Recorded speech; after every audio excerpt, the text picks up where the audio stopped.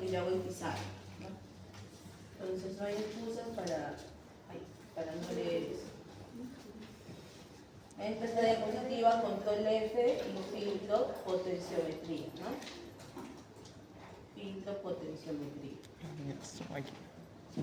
Entonces más o menos está acá, bueno, esto es electroquímica que hago con mis chicos de teoría.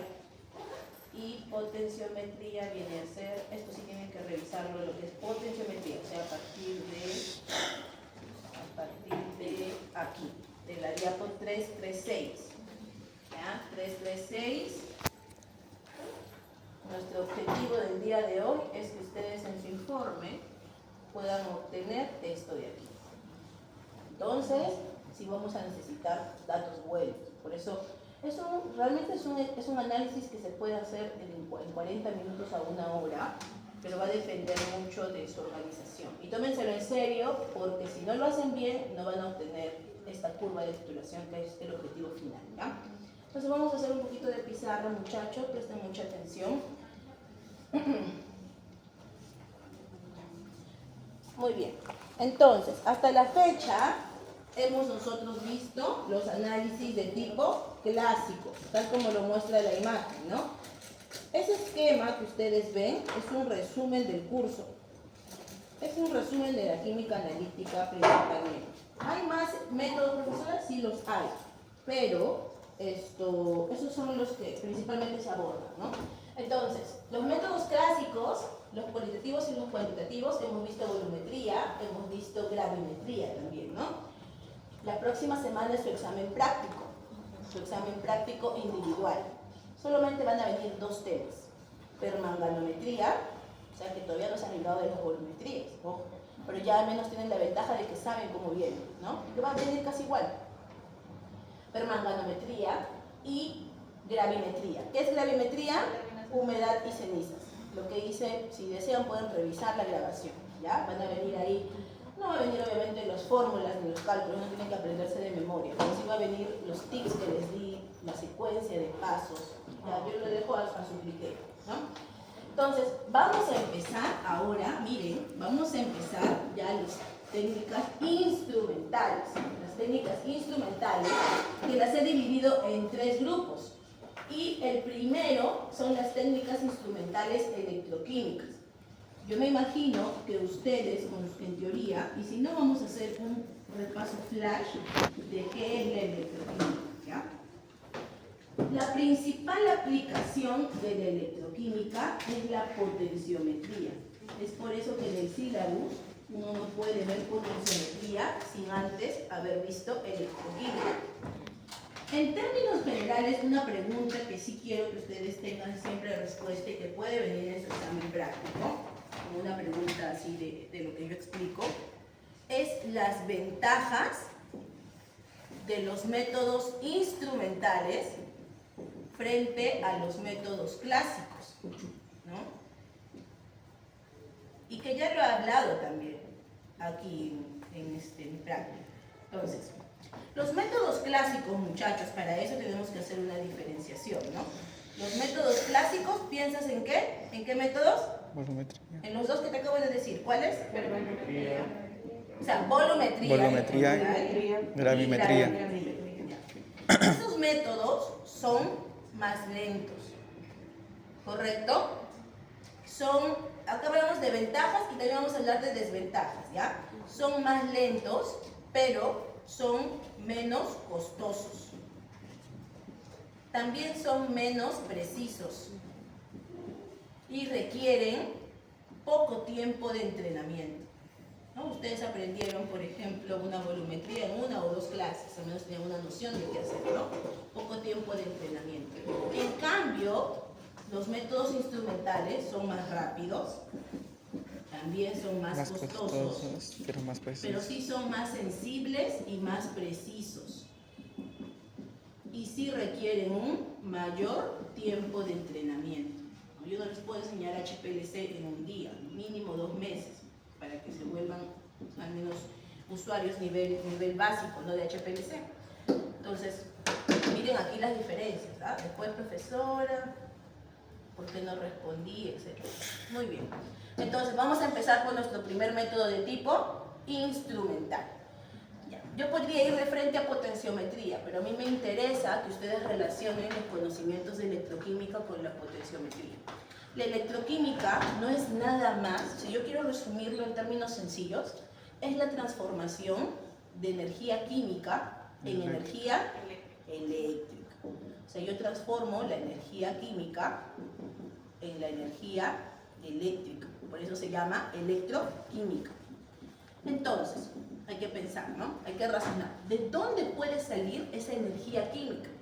Esa energía química sale, ¿saben de dónde? De las reacciones de tipo redox. ¿Se acuerdan de esas reacciones de tipo redox donde había una transferencia de electrones? Entonces, esa transferencia de electrones va a hacer que se convierta en energía eléctrica, o también llamado voltaje. ¿Ya? Voltaje. Entonces, yo con mis alumnos de teoría, me imagino aquí me van a responder todos, ya saben cuál es la composición de una celda galvánica. Les voy a explicar igual para todos, y para los de teoría un repaso, ¿no? Resulta que mucho tiempo atrás, 100 años atrás aprox, un grupo de científicos viene a demostrar un experimento, ¿ya? Este experimento se llama la pila de Daniels. ¿Y qué hicieron? Tomaron dos recipientes, miren, usen mucho su imaginación y acompáñenlos del dibujo que voy a hacer. Dos recipientes, imagínense dos beakers, ¿ya? A estos beakers le añadieron soluciones salinas. Esta solución era una solución de sulfato de zinc y esta solución era de sulfato de cobre. ¿Correcto? Sí. Hasta ahí todos lo pueden hacer, ¿no? Muy bien. Aquí colocaron dos plaquitas de metal. Por ejemplo, un metal conocido. Aquí va a ser el zinc y el cobre. ¿No han visto plaquitas de cobre, metales de cobre en sólido, ¿no? Zinc y cobre. Muy bien, muy bien. Entonces, conectaron estas dos placas, las conectaron y acá colocaron un foquito. El objetivo era que este foco se prenda sin necesidad de alguna fuente de energía externa. Es decir, sin necesidad que tú uses un enchufe, un motor o algo. Pero el foco no se prendía allí porque el sistema no estaba completo. ¿Qué es lo que faltaba? Faltaba una especie de accesorio en forma de U invertida, de vidrio, que se llama puente salino. Ese puente salino en su relleno, porque no solamente es un tubo de vidrio ya, es un puente salino que está rellenado con una solución de una sal saturada, ¿no? Que puede ser cloruro de potasio, puede ser sulfato de sodio, etcétera, etcétera. ¿Correcto? ¿Ahí estamos bien? Ya. Entonces, cuando este circuito se cierra, o sea, cerrar, ¿qué significa? Cuando todo está en contacto, o sea, el puente salino está en contacto con la solución, o sea, todo tiene interacción, es donde el foco se prende. Entonces, obviamente, para sorpresa de todos, pues, ¿no? Porque, y más aún para ese tiempo, porque estás generando energía eléctrica a partir de reacciones químicas. ¿Por qué aquí hay reacciones químicas? Porque sí las hay, ¿no? Por ejemplo, vamos primero a describir esto, ¿ya? ¿Cómo se llama esta solución salina? Se le llama solución electrolítica. Ya vamos a usar un poquito de tecnicismos. ¿Cómo se le llama? A esta plaquita de metal se le llama electrodo. ¿Correcto? Ánodo. ¿Cómo se le llama a este nexo? Puente salino, que ya hemos visto. Y este foco puede ser reemplazado también por un voltímetro para que pueda hacer la medición del voltaje, ¿cierto? Muy bien. Entonces, vamos a ver qué es lo que pasa, porque nosotros estamos acostumbrados a ver reacciones químicas en el papel, pero no así como experimento, ¿no? Entonces, este zinc va a pasar de 0. Aquí, ¿cuánto número de oxidación tiene el zinc, muchachos? ¿Dónde? Entonces, obviamente, si no nos acordamos de redox, que yo les dije que, y acá también hay un resumen, tenemos que saber, ¿no? Si es cierto que cuando el zinc está solo, Cero. cuando un compuesto es libre, ¿tiene número Cero. de oxidación? Cero. Ustedes como químicos farmacéuticos, por cultura general, deben conocer que el sulfato siempre va a tener carga -2. Eso es un conocimiento de sulfato, así como agua es H2O, el sulfato tiene el número de oxidación -2. ¿El oxígeno cuánto tiene el número de oxidación? -2. Entonces vamos a comprobar, mira. ¿Por qué digo que esto es -2? Porque el oxígeno tiene el número de oxidación -2 y el azufre tiene +6. Entonces, ¿qué dice la teoría? Que todo esto debe darte 0, ¿correcto? Entonces, +6 más 4 por -2 es -8, ¿cuánto es? -2. ¿Cierto? Entonces, siempre los sulfatos van a tener de carga -2. Entonces, ¿qué carga debe tener el zinc para que se compense todo esto a 0? +2. +2. Entonces, aquí, esta es una reacción de... Entonces, ojo, no puedes dominar electroquímica si no sabes redox, ¿no? Entonces, también hay un resumen de redox y a mis alumnos también de teoría les he enseñado. Igual lo voy a compartir con los demás. Para yo poder describir una reacción química, redox, y nunca confundirme, porque yo sé que siempre hay la confusión de que gana electrones, pierde electrones, se reduce, se oxida, agente oxidante, reductor, y hay un montón, ¿sí o no? Siempre los confundo. Entonces, hay una manera de hacerlo, ¿no? ¿Cómo? Siempre estas reacciones hay que describirlas de 4 formas, ¿ya? Esto siempre funciona, siempre funciona. El primer criterio que yo voy a analizar es lo que veo a simple vista. ¿Qué es lo que puedo analizar rápidamente? El número de oxidación. ¿Ya? ¿Y cómo lo vamos a describir? Lo vamos a describir de 2 formas. Le vamos a decir que aumenta o disminuye. Si te estoy enseñando esta táctica es porque tienes que utilizarla tal y como te la enseño. Porque si tú me vas a decir gana número de oxidación o pierde número de oxidación o se reduce el número de oxidación, luego vienen ya las confusiones. Estamos diciendo que los criterios para describir el número de oxidación son aumentar o disminuir. Muy bien. Luego, el segundo criterio van a ser los electrones. Aquí vas a usar 2. Que puede ser gana o pierde. Gana o pierde. Obviamente esto que les estoy enseñando es opcional. Tú también lo puedes hacer como tú desees. El tercer criterio es el tipo de reacción. Es decir, ¿qué reacción puede ser? ¿Qué opciones tengo? Puede ser una reducción o una oxidación o una reducción. Y el último es qué tipo de agente es. Tipo de agente. Tipo de agente. Agente oxidante o agente reductor. No hay más. O sea, solamente esos 4 criterios son los que ya a lo mucho lo que tienes que saber, ¿no? Agente oxidante, agente reductor. Entonces vamos a analizar. Vamos a analizar, mira.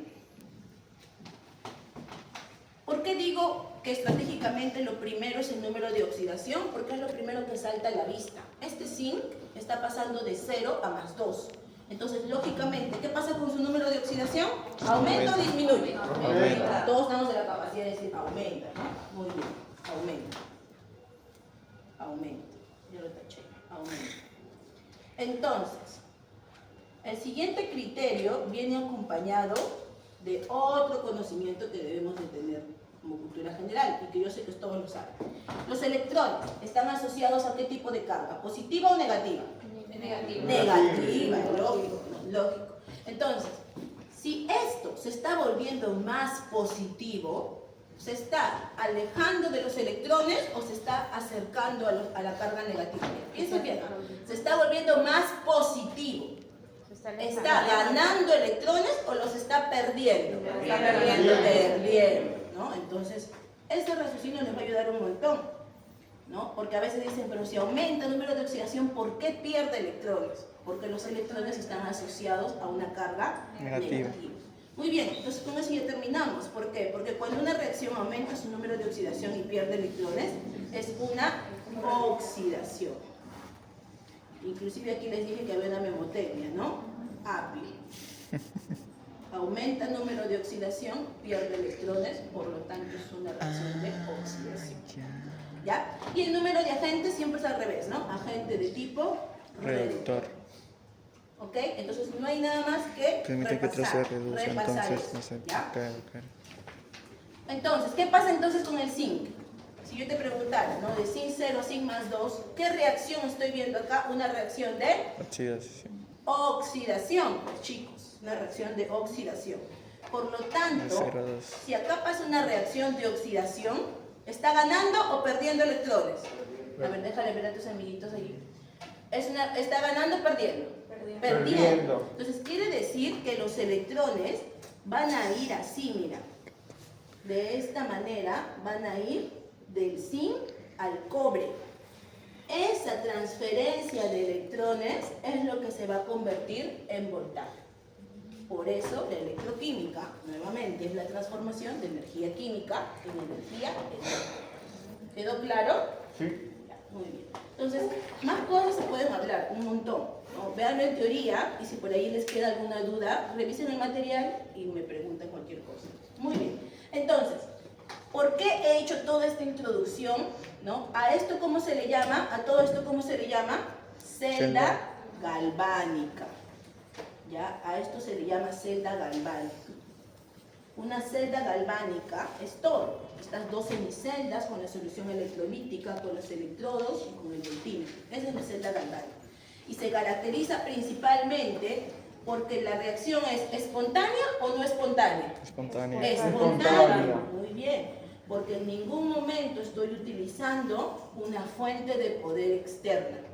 Si yo tuviera una celda que requiriera de una fuente de poder externa, ya no se llamaría galvánica, se llamaría celda electrolítica, no voltaica, porque galvánica y voltaica son lo mismo, ¿ah? Son lo mismo porque Alessandro Volta y César Galvani fueron los que estudiaron esto, ¿no? Y obviamente un poco de egocentrismo pusieron pues, su nombre para hacer. Habrá un experimento con su nombre, yo tengo la fe, Con la fe. Entonces, ¿por qué les enseño esto?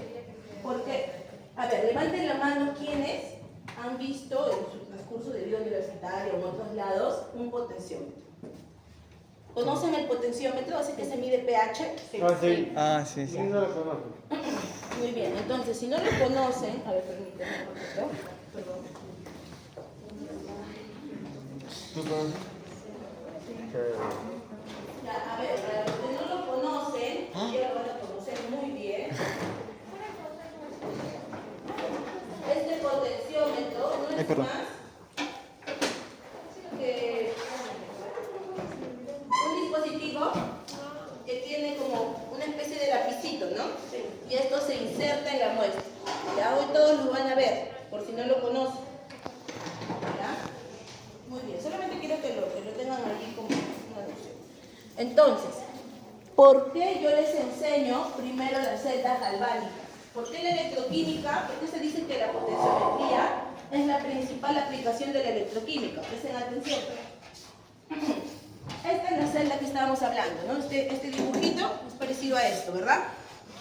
Aquí estamos viendo la transferencia de electrones. Obviamente el electrodo que da los electrones se le llama ánodo y al que recibe los electrones se le llama cátodo. ¿No? Aquí también hay otra memotecnia. Por ejemplo, si te preguntan, ¿no? ¿En qué tipo de electrodo se da la reacción de oxidación? Ánodo, ¿no? Vocal, vocal. Ánodo, oxidación. ¿Y en qué tipo de electrodo se da la reacción de reducción? Cátodo. ¿Por qué reducción, profesora? Porque si la oxidación es pérdida de electrones, la reducción, ¿qué será? Ganancia. Entonces, siempre en una reacción redox va a tener que haber uno que pierde y el otro que gana. Claro. No los dos van a perder ni los dos van a ganar, si no, no habría una transferencia, ¿no? De electrones. Ok, entonces esta celda galvánica sirvió como modelo para luego crear los potenciómetros. Solo que ustedes al potenciómetro no lo ven así, no es que un potenciómetro sean dos beakers con dos electrodos. Y esto es gracias a nuestros colegas o a nuestros queridos ingenieros químicos, ¿no? Que siempre materializan, bajo los conceptos científicos de la química, materializan en ingeniería los dispositivos, ¿no? Y este es el potenciómetro, eso es lo que hemos visto, ¿no? Cada vez la tecnología va a hacer de que eso sea más reducido y todo. Pero aquí, ¿qué se encuentra? Mira, electrodo 1, electrodo 2, puente salino. Mira cómo lo han adaptado. Entonces, básicamente, con esto te demuestro que el modelo de la celda galvánica se aplica en la creación de este dispositivo llamado potenciómetro. Entonces, cuando tú insertes este potenciómetro en cualquier solución salina, allí va a pasar una reacción redox que va a hacer que estos electrones se conviertan en voltaje. Eso es lo que quiero que entiendan. Entonces, ya para terminar este resumen, ¿no?, de potenciometría.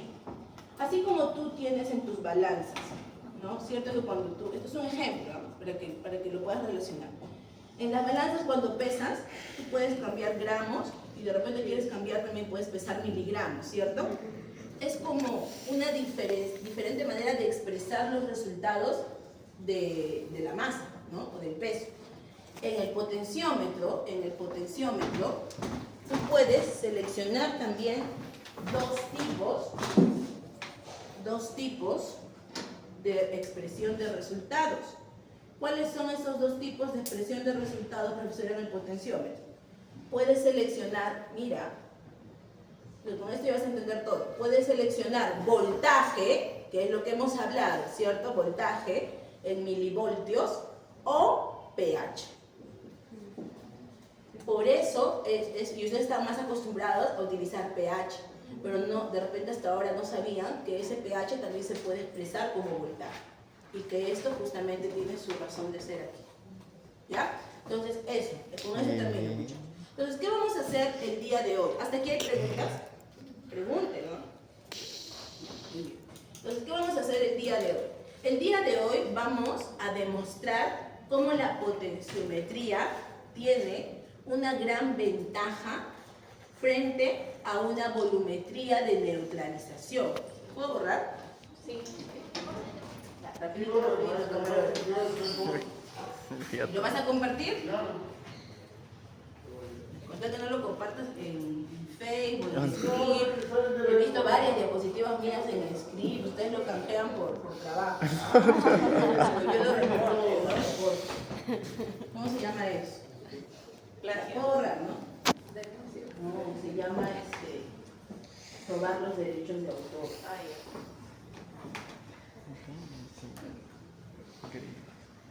Ya, entonces, vamos a explorar un poco nuestro hipocampo y acordarnos de la práctica número 2. ¿Cuál era la práctica número 2? ¿Ya borraron cassette? La segunda. Los exámenes prácticos para que nunca se olviden. Ya. ¿Se acuerdan? Vamos a ver un poquito. ¿Se acuerdan de la llamada volumetría por neutralización? Este es un tipo de análisis clásico o instrumental. Clásico, lógico. Entonces, ¿qué había aquí? Había una bureta, un matraz. ¿Quién era mi titulante? Hidróxido de sodio. Borrar un cassette. Ya, gracias. Y aquí, ¿quién estaba? 2 mililitros de vinagre. No, ya, o sea, está muy bien. El talato es para estandarizarlo, ¿no? Pero en el análisis tercer, o sea, en el análisis final. Salud. Salud. ¿Qué más colocábamos acá? 2 a 3 gotas. Fenolftaleína.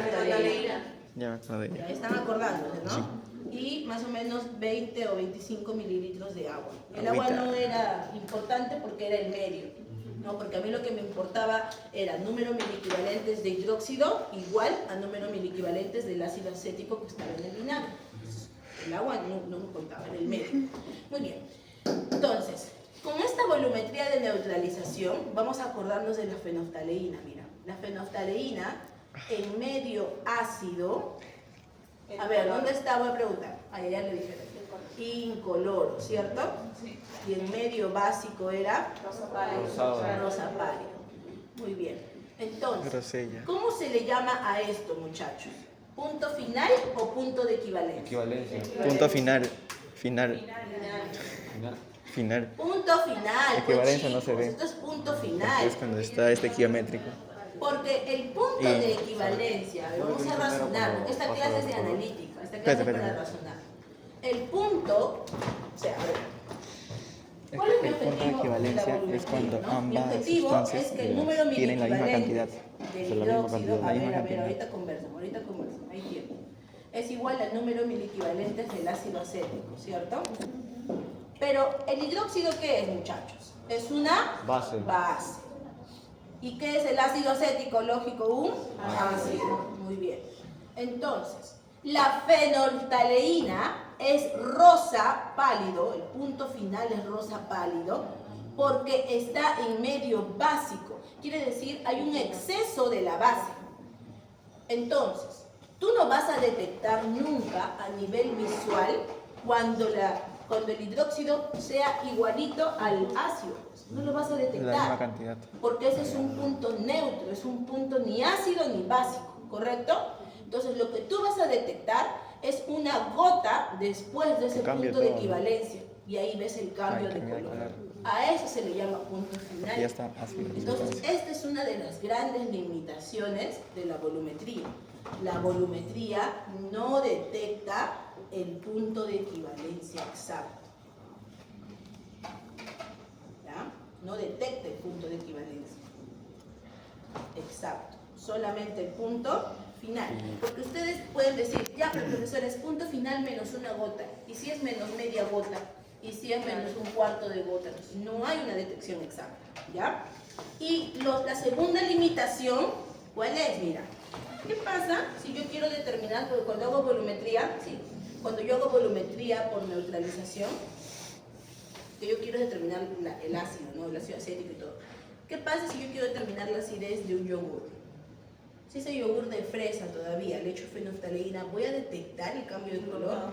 Lógico, no. Entonces, otra limitación de la volumetría es que la coloración de la solución a analizar, ¿no? La coloración de la muestra problema debe ser incolora, pues, ¿no? Entonces ahí nos resta mucho campo de aplicación. ¿Ven? Entonces, siempre hay una razón de ser de por qué los análisis se van instrumentalizando o van mejorando. Entonces, esto lo vamos a comparar el día de hoy en la parte práctica con una titulación potenciométrica. Porque esta titulación potenciométrica sí te va a permitir determinar el punto de equivalencia, determina el punto de equivalencia. ¿Qué más? ¿Cuál es la otra? Que no tenía la neutralización. No importa el color. El nivel de muestra es independiente del color que tenga. Acá sí puedes analizar tu vinagre, esos vinagres oscuros, ¿no? Que hay, ¿no? Porque, lógico, con la fenolftaleína era difícil. Entonces, ¿cómo va a ser el día de hoy nuestra práctica? Mira, vamos a tener una bureta atrás y en la bureta vamos a tener hidróxido de sodio 0,1 normal. Entonces, primer paso para cada grupo. Preparar hidróxido de sodio 0,1 normal, que ustedes ya lo saben, ¿no? Ya saben preparar. ¿Cuánto de hidróxido me van a preparar? Por acá les voy a dejar todo lo que tienen que hacer, ¿ya? El primer paso es preparar 100 mililitros de hidróxido de sodio, de NaOH 0,1 normal. Como estamos preocupados ahora en una titulación potenciométrica, y yo sé que ustedes saben estandarizar y todo, no lo van a estandarizar, ¿ya? Porque niftalato, secar y todo es un tema. Entonces, lo que yo voy a creerles a ustedes es que esto está bien preparado, y entonces en la parte de su hoja de trabajo donde dice estandarización, lo tachan y van a poner factor de corrección 1. Pero miren, este gran compromiso quiere decir que ustedes lo han preparado muy bien, ¿ya? Yo sé que muchos de ustedes, al momento en la hoja de trabajo dice preparación, ¿no? Dice cuánto es el peso del hidróxido. Yo sé que de repente no todos van a pesar 1 gramo, o lo que salga en la ecuación, ¿no? Ustedes van a pesar de repente 1,08, 0,9. Entonces pongan que su normalidad verdadera es lo que es, ¿no? De repente mi normalidad verdadera es 0,123, ¿me entienden? Y con esto vamos a trabajarlo después.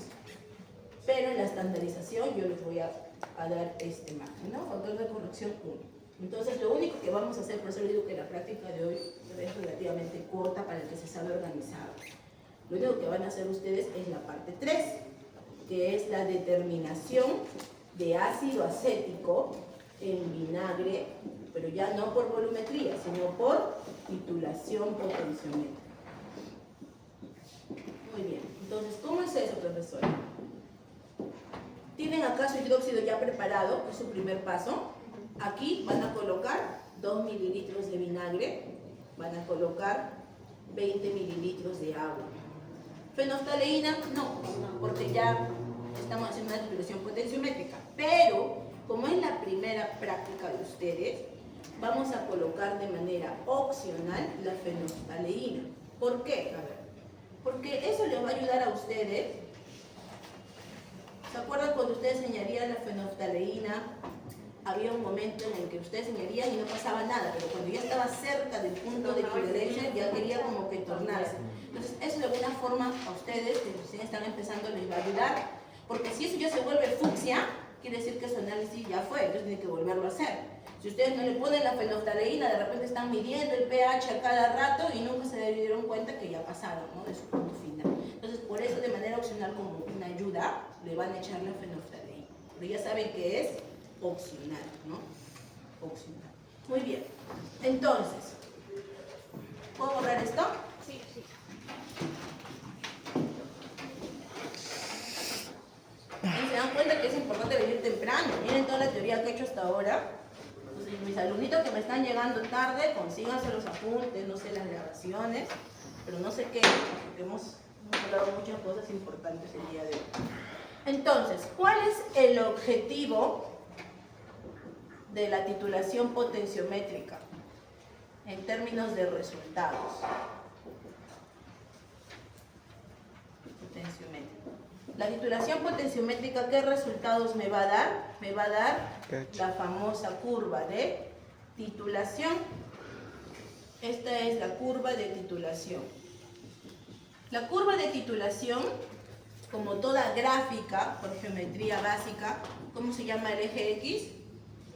Abscisas. Abscisas. Y el eje Y, ordenadas. Entonces, la curva de titulación, para la construcción de la curva de titulación, pregunta de examen parcial para teoría. Para la construcción de la curva de titulación, en las abscisas se coloca los mililitros del titulante. En este caso, ¿quién es mi titulante? Hidróxido. Hidróxido de sodio, en este caso, ¿no? 0,1. Y en las ordenadas se coloca el pH. Se coloca el pH. Entonces, ¿qué es lo que va a pasar? Mira, tú vas a tener tu hidróxido de sodio y tu bureta. Y esto mira, esto y esto lo puedes hacer en 20 minutos, ¿no? 10 minutos, mira, que te demores 10 minutos preparando un hidróxido es una exageración, ¿cierto? Entonces van a demorar menos. Y que te demores 10 minutos en preparar tu matraz con estas dos medidas, no te pasa, pero te voy a dar 20 minutos aquí. Entonces, cuando ya tengas todo eso preparado, empiezas. ¿Cómo? Primero, no vas a añadir nada de hidróxido, o sea, hidróxido cero. Hidróxido cero. Acuérdate de tu plano cartesiano cuando decían hidróxido cero. Pero el pH lo vas a medir con el potenciómetro. Yo les voy a enseñar, en la parte práctica les voy a enseñar a medir con potenciómetro. Es muy fácil, es insertar nada más, pero saber limpiar, saber conservar el potenciómetro. Entonces, si no tiene ningún contacto con el hidróxido, ojo, mira, analiza, solamente aquí está el vinagre. ¿Qué pH me va a dar? ¿Ácido o básico? Ácido, ¿no? De repente por allí me da un pH, cuando estoy con el potenciómetro, me da un pH de 3, ¿no? Entonces, aquí tengo mi primer punto, ¿no? ¿Recuerdas? Coordenadas, 0, 3. O sea, ¿pero qué significa? Que 0 mililitros de hidróxido, o sea, no he echado nada, pero sí mido el pH, es 3. ¿Está bien? Luego voy a añadir, de repente se me ocurre añadir, no sé, pues 1 mililitro de hidróxido. ¿Qué va a pasar con el pH? ¿Va a subir o va a bajar? Va a bajar. Va a subir. ¿Seguro? No sé, como no me va a bajar, va a subir. Va a subir, pues, si estoy añadiendo hidróxido, estoy añadiendo una base, obvio, ¿no? De 0 a 14, punto neutro. Esto es base y esto es ácido, chicos. Ya. Entonces va a subir, de repente sube a 3,5, ya vas a ponerle que sube, por ejemplo, a 4. Entonces hago esto, ¿cierto? Ya esto ustedes son más modernos, lo pueden hacer en un Excel. Y además yo no les voy a pedir la gráfica hoy, yo solamente les voy a pedir los datos, nada más ustedes ya se encargan de hacer esto en su informe. Muy bien, entonces luego voy a añadir 2, voy a añadir 3 y así, así, así, ¿no? Y va a ir subiendo el pH. Entonces, más o menos cuando llegue por el pH 7 por allí, yo voy a tener que tener esto de acá.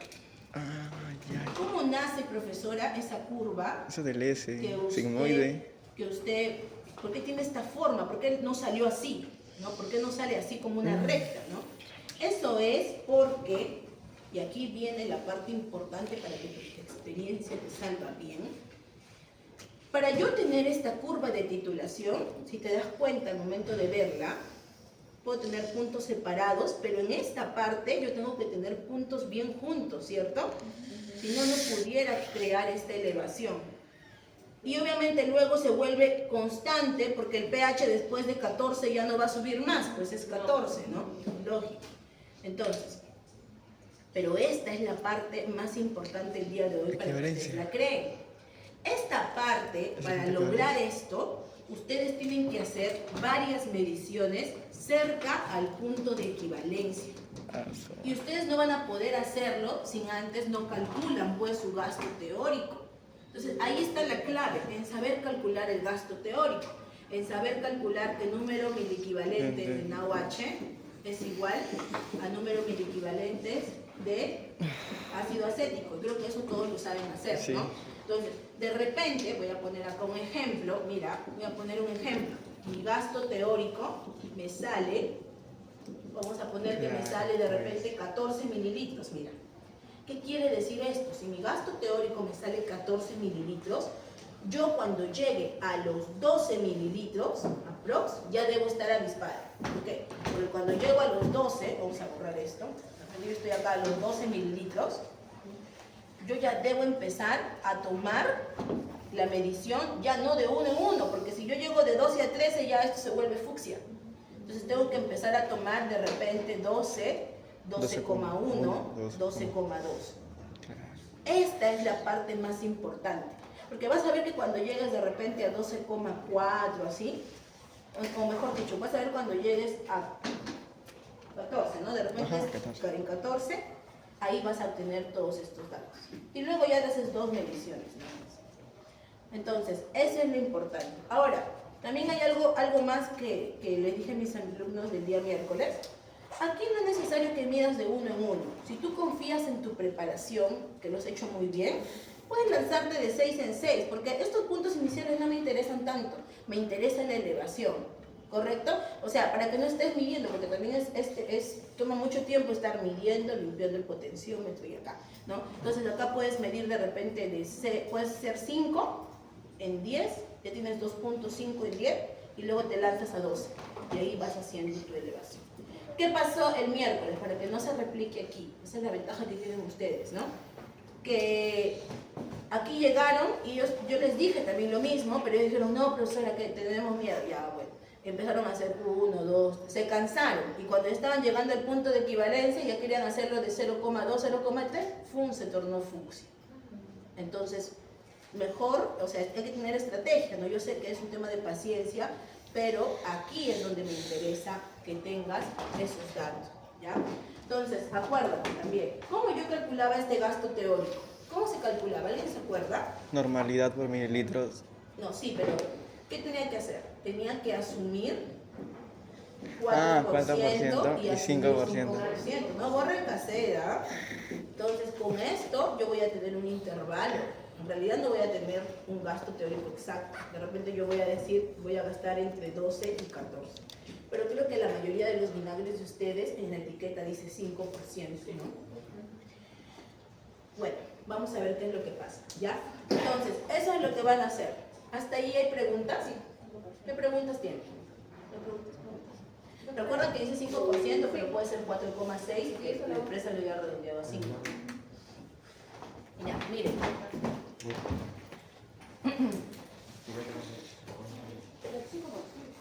Miren aquí, chicos, esta gráfica, ¿no?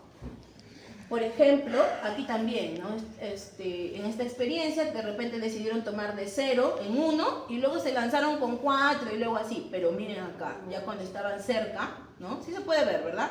Ya cuando estaba cerca, a ver. Ya cuando estaba cerca, ¿no? Al punto de equivalencia, miren cómo tomaron estratégicamente lo mejor, ¿no? Y acá ya puedes hacer 2, 3 mediciones y ya. También lo puedes expresar esto en papel milimetrado. Aquí yo les he dado una ayuda. Si entran ustedes, esto ya es ayuda para su informe, ¿ya? Si entran Gracias. ustedes a la parte de prácticas, en módulos, ¿qué semana es esta? Semana 6. Hay una plantilla en Excel. Esta plantilla en Excel les va a ayudar a ustedes a expresar sus resultados. O sea, prácticamente la parte de resultados ya está hecha. ¿Cómo es esta plantilla? Ustedes solamente van a llenar estos dos de acá, estas dos columnas. No, esta no, espera, es de volumen, de NaOH y pH. Solo esto llenan ustedes. Y el Excel por default les va a salir todo esto porque esto es fórmula, ¿ya? Y miren lo que les va a salir abajo, su curva de titulación. Entonces, con más razón, yo espero una buena discusión, porque ya la manera en la que sale el resultado es automática, ¿no? Pero, ¿qué importa acá? Que yo no puedo tener estos buenos resultados si no tengo estos volúmenes, pues, ¿no? En el caso de este grupo que hizo, lo hizo muy bien, ¿no? Justo tuvo cerca del punto de equivalencia sus puntos, ¿no? Ahora, profesora, ¿qué es esto? Primera derivada, segunda derivada, me da un colapso mental. No tiene por qué. ¿Por qué? Porque esta primera derivada y segunda derivada son gráficas que salen con estos datos nada más. Pero ¿por qué lo coloco acá? Porque hay autores que no solo les basta con la curva de titulación, también quieren conocer esta gráfica, la primera derivada y la segunda, porque hay autores que dicen que en las tres gráficas te tiene que salir el mismo punto de equivalencia. Entonces la pregunta es, ¿cómo con esta gráfica yo sé cuál es el punto de equivalencia? Porque cuando veo a veces los libros me dicen siempre que este de aquí es el punto de equivalencia? ¿Por qué? ¿Qué criterio uso? Eso búscalo para tu discusión. Y información hay un montón, determinaciones hay un montón. Ahora te voy a dar un spoiler. Algunos autores dicen que se trazan dos tangentes acá, otra más acá, y el punto medio es el punto de equivalencia. Otros dicen que no, que se trazan dos verticales y tal. Entonces todo eso tú puedes buscar, pero siempre va a salir lo mismo. ¿Ya? Por eso es muy importante que mantengan buenos datos para esta práctica. Tengan paciencia. Ya, hasta ahí, ¿preguntas? Chicos. No. Ya, entonces a empezar por favor sus materiales equitativamente. Ya vayan preparando